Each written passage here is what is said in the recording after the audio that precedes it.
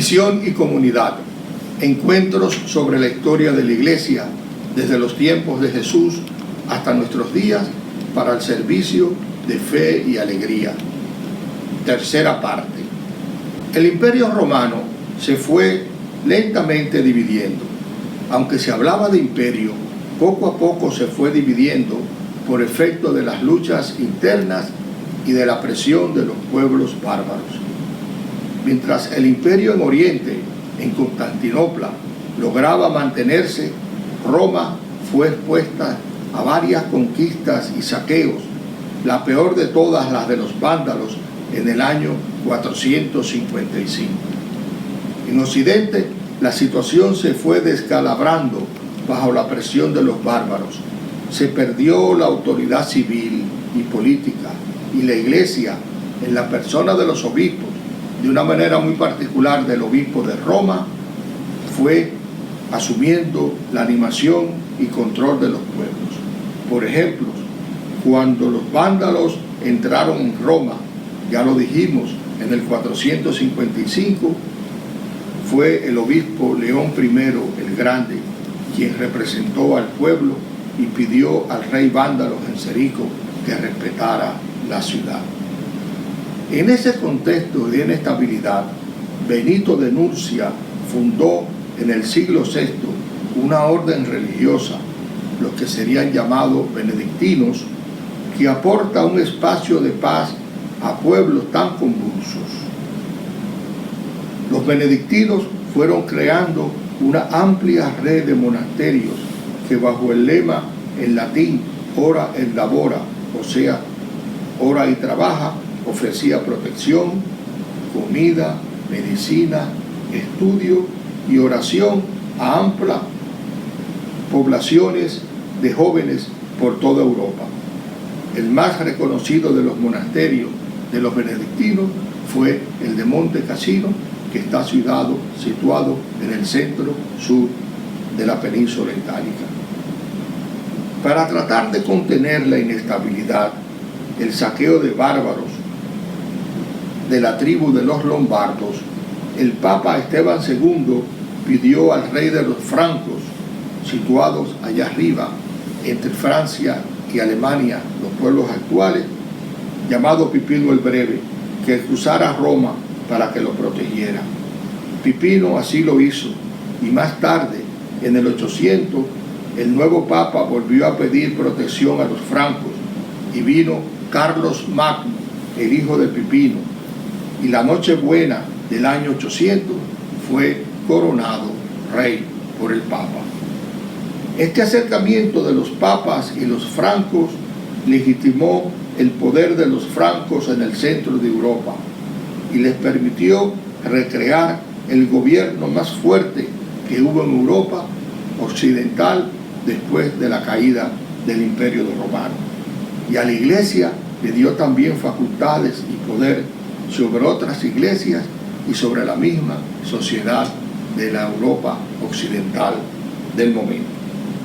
Los francos extendieron su forma de organización social, lo que ustedes conocen con el nombre de feudo o de feudalismo, que se centraba en la autoridad del dueño de la tierra o del señor feudal, a cuyo servicio había un grupo de trabajadores de la tierra que se le llamaban siervos.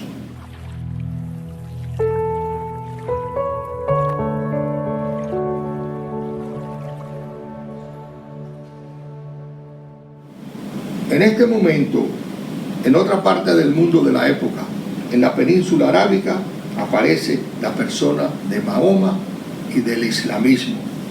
Mientras la vida en Europa se desarrollaba, como hemos visto en los puntos anteriores, ejerció en un lugar distante, en los desiertos de la península arábiga, una persona, Mahoma, que se consideraba escogido por Dios, al que llamaba Alá. Él sería el último y el definitivo de los profetas.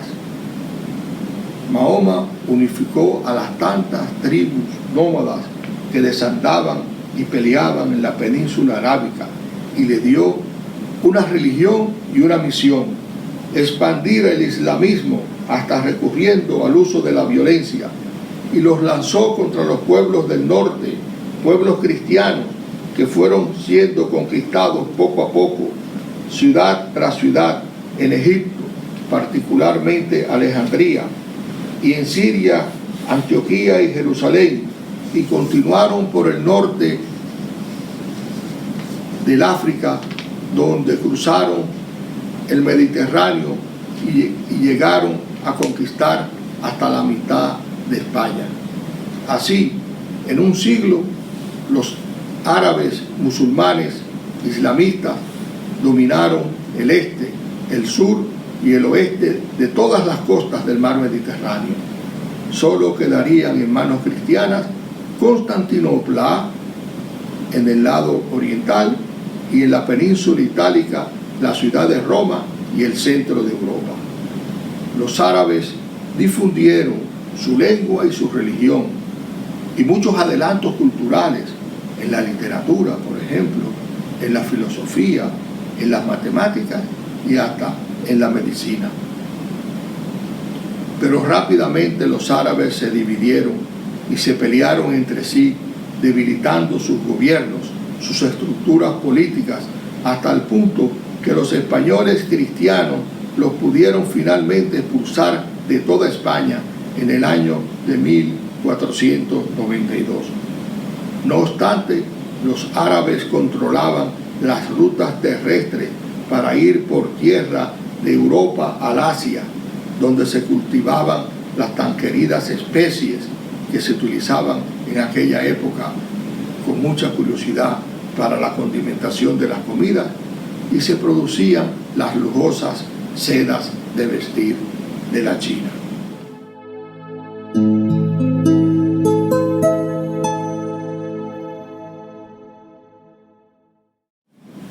Mientras tanto, en ciudades y países del centro y del sur de Europa se fueron desarrollando recursos culturales, se fundaron universidades como las de Bolonia y de París, se fomentó el comercio en ciudades como Venecia, Génova y Hamburgo, y se desarrolló la navegación. Los marineros portugueses se lanzaron a circunnavegar el África en busca de una ruta hacia el oriente que no pasara por los cuellos de botella que los árabes tenían en el centro del Mediterráneo. Como sabemos, el primer paso lo dio un marinero italiano al servicio de España, Cristóbal Colón, que en busca de una ruta marítima hacia el Asia navegó en mar abierto hacia el oeste, y que en octubre del 1492 arribó a las islas del norte del mar Caribe, y se inició así la gran empresa comercial y religiosa de América. En el centro de Europa, en Alemania, una nueva serie de acontecimientos de orden religioso y político iban a tomar cuerpo y dominarían profundamente y por larga data la vida de Europa y de América. Nos referimos a la llamada reforma religiosa que inspiró y desencadenó Martín Lutero. Lutero asumió las demandas de reforma moral y religiosa de la Iglesia Católica que por tiempo se pedía, pero su iniciativa fue más allá de la reforma y terminó dividiendo a las iglesias cristianas. La reforma provocó grandes tensiones y guerras. Se dividieron las iglesias y los pueblos.